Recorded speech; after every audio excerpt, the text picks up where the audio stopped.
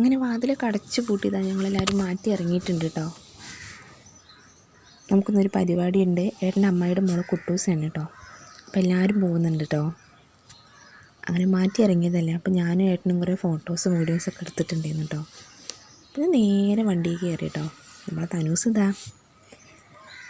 പിന്നെ നേരെ അങ്ങോട്ട് കേട്ടോ. അങ്ങനെ ചേച്ചീൻ്റെ വീട്ടിലെത്തി. നമ്മളെത്തിയ സമയത്ത് ഇതാ ആരും അങ്ങനെ വന്നിട്ടില്ലായിരുന്നു കേട്ടോ. നമ്മളാണ് ആദ്യം എത്തിയത്.